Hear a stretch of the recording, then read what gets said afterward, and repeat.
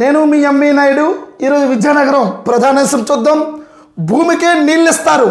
విద్యానగరంలో అత్యాధునిక పిట్టుల నిర్మాణం. మానవాళికి భూగర్భ జలాలే ప్రధాన ఆధారం. ఉమ్మడి జిల్లాలో వాటి వినియోగం ఎక్కువే. గ్రామీణ ప్రాంతాల్లో 80%, పట్టణాల్లో 50% అదే దిక్కు. కానీ రక్షణ చర్యలు కానరాకపోవడం, భారీగా బోరులు తవ్వడం, వర్షపు నీటిని ఒడిసి పట్టకపోవడం తదితరుల కారణంగా రాను రాను జాడ కనుమరుగవుతుంది. ఈ క్రమంలో భావితరాలకు ముప్పు పొంచి ఉందన్న నిపుణుల హెచ్చరిక నేపథ్యంలో కేంద్ర రాష్ట్ర ప్రభుత్వాలు అప్రమత్తమయ్యాయి. భూగర్భ జలంలోకి నీళ్లను పంపి జలాలు ఉప్పొంగేలా చర్యలు తీసుకుంటున్నాయి. బోర్లు తవ్వకం, ఇతర పనులకు కేంద్రం ఇప్పటికే 49.72 లక్షల నిధులను మంజూరు చేసింది. నగరపాలక సంస్థ కమిషనర్ నల్లనయ్య తెలిపారు. వృధా నీటిని ఒడిసిపెట్టి ప్రణాళికల భాగంగా వీటిని ఏర్పాటు చేస్తున్నట్లు చెప్పారు. రాష్ట్రంలో ఇక్కడే తొలిసారి ఈ తరహా కార్యక్రమాన్ని ప్రారంభించనున్నారు. విజయనగరం నగరపాలక సంస్థ పరిధిలో 3.20 లక్షలకు పైగా జనాభా ఉన్నారు. ఇక్కడకు రోజు వివిధ అవసరాల నిమిత్తం 50,000 మంది పైగా వస్తూ ఉంటారు. జిల్లా కేంద్రం కావడంతో ప్రభుత్వ, ప్రైవేటు, స్వచ్ఛంద సంస్థల కార్యాలయాలు, పలు పరిశ్రమలు, పెద్ద ఎత్తున దుకాణాలు ఉన్నాయి. వీటన్నింటినీ నీరు అవసరం రోజుకు 40 MLMDల వరకు ఇవ్వాల్సి ఉండగా ప్రస్తుతం రోజు విడిచి రోజు 26 MLDలు ఇస్తూ ఉన్నారు. ఈ క్రమంలో భూమి లోపలికి వెళ్ళేలా రీఛార్జ్ ఫిట్లు, ఇంకడి గుంతలు ఏర్పాటు చేస్తూ ఉన్నారు.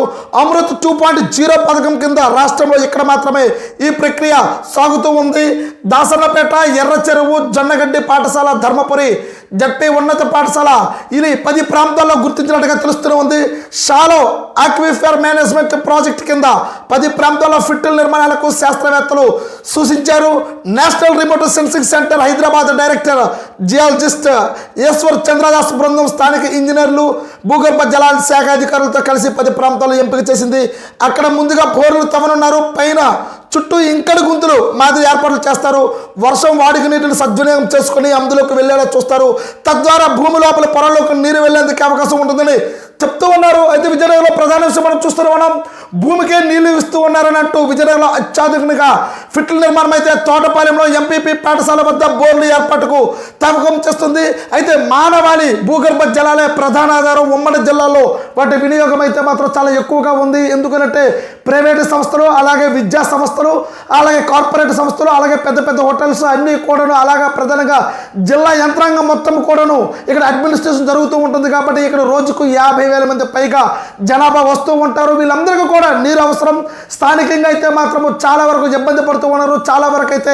చాలా వరకు ఇంట్లోని బోర్లు అయితే మాత్రము చాలా లోతట్టుగా ఇక్కడ కొట్టడం వల్ల భూగర్భ జలాల నుంచి నీరు రాకపోవడం, ఒకరు 200 ఫీట్లు కొడితే ఒకరు 300 ఫీట్లు అపార్ట్మెంట్లు గట్రా కట్టుకొని పెద్ద పెద్ద స్టార్ హోటల్స్ గట్రా కట్టుకుంటున్నారు. కాబట్టి ప్రతి ఒక్కదానికి ఏ కార్యక్రమం చేయాలన్నా సరే నీరైతే మాత్రం ప్రధాన అవసరం. అయితే ఒకరు 300, ఒకరు 400 ఇలా కొట్టుకుంటూ పోతుంటే భూమి నుంచి నీరు రావడం అనేది చాలా రాబోతున్న భవిష్యత్తు తరాలకైతే భయాందోళనకు చెందుతూ ఉన్నారు. కాబట్టి ఇక్కడ రాష్ట్రంలోనే అత్యాధునికంగా మొట్టమొదటిసారిగా ఇక్కడ భూమికి నీరు అందించే ప్రయత్నం అయితే చేస్తూ ఉన్నారు. భూగర్భ జలాల నిపుణులతో పాటు హైదరాబాద్ నుంచి కూడా బృందం వచ్చింది. అంటే దీన్ని ప్రధానంగా అయితే మాత్రము భూగర్భ జలాలకు నీరు ఏ విధంగా పంపిస్తారంటే అక్కడ ఉన్న బోర్లు కొట్టి మళ్ళీ అక్కడి నుంచి నీరు లోపల పంపించడం వల్ల నీరు అనేది మళ్ళీ అక్కడ ఉద్భవించినట్టుగా ఇక్కడ పూర్తి ప్రయత్నం అయితే మాత్రం విజయనగరంలో ప్రధానంగా చేస్తూ ఉన్నారు. భవిష్యత్తు తరాలకైతే నీరు అందించాలని ఒక ప్రయత్నంతోనే బృహత్తర కార్యక్రమం అయితే ఇక్కడ చేస్తూ ఉన్నట్టుగా మనకు తెలుస్తూనే ఉంది. అలాగే డిగ్రీలో ప్రవేశాలు ఎప్పుడున్నట్టు చీపురపల్లి ఒక ప్రధాన చూద్దాం. విద్యార్థులు ఎదురుచూపులు. నూతన విద్యా సంవత్సరం ప్రారంభమైంది. డిగ్రీ ద్వితీయ, తృతీయ సంవత్సరం జరుగుతూ ఉన్నాయి. ఇప్పటికే ఇంజనీరింగ్ ప్రవేశాలకు చర్యలు మొదలయ్యాయి. డిగ్రీ మొదటి, ప్రథమ సంవత్సరంలో ప్రవేశాలకు ఇంతవరకు స్పష్టత రాక విద్యార్థులు ఎదురు చూస్తూ ఉన్నారు. డిగ్రీలో చేరాలో ప్రవేశాల అలసత్వంతో ప్రత్యామ్నాయ దారులు వెతుక్కోవాలో తెలియని తర్జన పడుతూ ఉన్నారు. డిగ్రీ కళాశాల ప్రవేశాలు 2020-21 విద్యా సంవత్సరం నుంచి ఆన్లైన్లో వెబ్ కౌన్సిలింగ్ విధానంలో జరుగుతూ ఉన్నాయి. ఈ ఏడాది పాత పద్ధతినంటూ ప్రవేశాలకు అవకాశం కల్పించాలనే డిమాండ్ వస్తుంది. ఈ అంశం ఉన్నత విద్యామండలి వద్ద పెండింగ్లో ఉంది. దీనిపై ఇంతవరకు స్పష్టత ఇవ్వలేదు. గత ప్రభుత్వం డిగ్రీలో సింగిల్ మేజర్ సబ్జెక్ట్ విధానం అమల్లోకి తెచ్చింది. దీనివల్ల పలు రకాల సమస్యలు ఉత్పన్నం కావడంతో దాని స్థానంలో ఈ ఏడాది నుంచే డబుల్ మేజర్ సబ్జెక్టు విధానాన్ని అమలులోకి తేవాలని భావిస్తూ ఉన్నారు. అయితే అమరావతిలో ఉన్నతాధికారుల సమావేశం జరుగుతూ ఉంది. డిగ్రీలో సింగిల్ మేజర్ విధానమా, డబుల్ మేజర్ అనే అంశంతో పాటు ఇతర ఆన్లైన్లు చేయాలా, ఆఫ్లైన్లో అనే విధానంపై కూడా స్పష్టత వస్తుందని, త్వరలో ప్రవేశాల ప్రక్రియ ప్రారంభమయ్యే అవకాశం ఉందన్నట్టు చీపురుపల్లి ప్రధానాచార్యుడు జిల్లా ఐడి కళాశాల కృష్ణాజీ చెప్తూ ఉన్నట్టుగా ఇక్కడ మనం చూస్తున్నాం. చీపురుపల్లి ప్రభుత్వ డిగ్రీ కళాశాల ఆలస్యం అవుతున్నట్టుగా మనకి ఇక్కడ తెలుస్తూనే ఉంది. విద్యార్థులు అయితే మాత్రము డిగ్రీలో ప్రవేశాలు ఎప్పుడు అన్నట్టుగా ఎదురు చూస్తూ ఉన్నారు. అయితే ఆఫ్లైన్లో చేయాలా ఆన్లైన్లో చేయాలని ఇక్కడ విద్యార్థి బృందం అయితే మాత్రము ఇక్కడ ప్రధాన ఉపాధ్యాయులు అయితే మాత్రం ఎదురు చూస్తూ ఉన్నారు. విద్యార్థులు అయితే మాత్రం చాలా ఇబ్బంది పడుతూ ఉన్నట్టుగా తెలుస్తుంది. ఎప్పటికైతే మాత్రం ప్రతి దగ్గర కూడా క్లాసులు అనేవి స్టార్ట్ అవుతూ ఉన్నాయి కాబట్టి మేము ఏ విధంగా నిర్ణయించుకోవాలనేట్టుగా తలామణగలు అవుతూ ఉన్నారు. ఒక పక్కన వెళ్ళి ఇక్కడ ఉపాధ్యాయ బృందం అయితే అలాగే విద్యార్థులు కూడాను మేము జాయిన్ అవ్వాలా వద్దా, లేకపోతే ఇతర ఏమైనా ప్రత్యామ్నాయాలు చూసుకోవాలా అని అంటూ ఇక్కడ డిగ్రీలో ప్రవేశాలు ఎప్పుడు అన్నట్టు ఎదురు చూపులు చూస్తున్నారు. విద్యార్థులు అయితే మాత్రము ఇక్కడ తలామణగలు అవుతున్నారు. అయితే ఉన్నతాధికారులకు అయితే మాత్రము మేము ఇక్కడ పూర్తిగా ఏ విధంగా ఆన్లైన్ చేయాలా ఆఫ్లైన్ చేయాలనేది ఉన్నతాధికారులతో మాట్లాడుతున్నాం అన్నట్టుగా ఇక్కడ ప్రధాన ఉపాధ్యాయులు ఇక్కడ చెప్తున్నట్టుగా మనకు తెలుస్తూ ఉంది. అలాగే విజయనగరంలో ప్రధాన చూద్దాం. ఉపాధి పనుల తీరుపై వాడి వేడి చర్చ. జడ్పీ సమావేశంలో చైర్మన్ కు ప్రశ్నల వర్షం కురుస్తూనే ఉంది. మాట్లాడుతున్న జడ్పీ చైర్మన్ బజ్జ శ్రీనివాసరావు చిత్రంలో మంత్రులు సంజయరాణి శ్రీనివాస్ మనం చూస్తున్నాం. జిల్లా పరిషత్ సర్వసభ్య సమావేశం విజయనగరంలో శుక్రవారం వాడివేడిగా సాగింది. ఉపాధి హామీ పథకం కింద చేపట్టే పనులకు గ్రామ సభల్లో చేసిన తీర్మానాలు ఎందుకు ఆమోదించడం లేదని పలువురు సభ్యులు ప్రశ్నించారు. వేపాడ నెల్లిమర్ల మండలాలకు సంబంధించిన తీర్మానాలను మండల పరిషత్తులే ఆమోదించాలని ఎమ్మెల్యే లోకం మాధవి డిసిసిఎం చైర్మన్ గుంపి కృష్ణ నిలదీశారు. జడ్పీ చైర్మన్ శ్రీనివాసరావు, మంత్రి కొండపల్లి శ్రీనివాసరావు, కలెక్టర్ అంబేద్కర్ సమాధానం చెప్పాలని కోరారు. అలాగే కారణాలు గుర్తించాలి అన్నట్టు ప్రభుత్వ విద్యలే ప్రవేశాల తగ్గుదల. విజయనగరంలో ప్రభుత్వ డిగ్రీ కళాశాల తాత్కాలిక భవనాంశాలపై ప్రధానంగా చర్చ జరిగింది. విద్యార్థులు చేర్పించేలా ప్రజాప్రతినిధులు బాధ్యత తీసుకోవాలని జడ్పీ చైర్మన్ కోరారు. ప్రభుత్వ డిగ్రీ కళాశాల శాశ్వత వసతికు పశుసంవర్ధక శాఖ వైద్య కళాశాల భవనాన్ని పరిశీలించామన్నారు. విద్యార్థులు ప్రైవేటు పాఠశాలకు ఎందుకు వెళ్ళిపోతున్నారో శాస్త్రీయ కారణాలు తెలుసుకోవాలని మంత్రి శ్రీనివాస్ అధికారులు ఆదేశించారు. ప్రైవేటు యాజమాన్యాలు 1వ తరగతి ఉచిత ప్రవేశాలు కల్పించేలా చూడాలని ఎమ్మెల్సీ రఘురామరాజు విన్నవించారు. ఉన్నత పాఠశాలలో సిబ్బంది లేక ఉపాధ్యాయులపై పనిభారం పెరుగుతుందని ఉపాధ్యాయ ఎమ్మెల్సీ శ్రీనివాసరావు అన్నారు. అలాగే ఉమ్మడి జిల్లాలో 1001 కోట్లతో విలువైన పనులకు తీర్మానించామని చైర్మన్ ప్రకటించారు. ఈ 2 మండలాల నుంచే సమస్య ఎదురైందని పనులు మంజూరు అధికారులు కలెక్టర్దేనంటూ స్పష్టం చేశారు. మండల జిల్లా పరిషత్తులు ఆమోదిస్తే కానీ తానేమి చేయలేమని మీరే తెలుసుకోవాలని కలెక్టర్ అంబేద్కర్ పేర్కొన్నారు. ఇదే క్రమంలో ఇతర మండలాల నుంచి గత ప్రజాప్రతినిధుల తీర్మానాల అంశాలను లేవనెత్తడంతో సమావేశంలో రసాబస అయినట్టుగా మనం చూస్తూనే ఉన్నాం. అలాగే సాగు మేలు రక విత్తనాలకు రాయితీల పథకాలపై రైతులకు అవగాహన కల్పించాలని బొబ్బిలి ఎమ్మెల్యే భేమీనాయని కోరారు. అర్హులందరికీ ప్రభుత్వ సాయం అందేలా చూస్తామని వ్యవసాయ శాఖ అధికారులకు వీటి రామారావు రాబర్ట్ పాల్ తెలిపారు. ఎస్కోట మండలంలోని ఎంఎస్ఎంఈ పార్కు ఏర్పాటుకు అన్ని అనుమతులు మంజూరయ్యాయని జడ్పీ చైర్మన్ తెలిపారు. ఈ పార్కుకు తాటిపూడి జలాశయం నుంచి నీరు సరఫరా సరికాదని రైతులు నష్టపోతామని పునఃపరిశీలించాలని ఎమ్మెల్సీ రఘురామరాజు కోరుతున్నట్టుగా చూస్తూ ఉన్నాం. అయితే ఉపాధి పనుల తీరులపై వాడి చర్చ అయితే మాత్రము నిన్న జడ్పీ సమావేశంలో అయితే మాత్రం చాలా హాట్గా జరిగిందని విజయనగరంలో మనం చూస్తూనే ఉన్నాం. అయితే ఉపాధి హామీ పనులే కాదు, అలాగే ప్రైవేటు విశ్వవిద్యాలయాలకు ఎందుకు వెళ్తూ ఉన్నారు, ప్రభుత్వ పాఠశాలకు ఎందుకు వెళ్ళట్లేదు అనేది అయితే మాత్రం నిన్న చాలా రసాబసగా అయితే మాత్రము నిన్న కార్యక్రమం అయితే జరిగింది.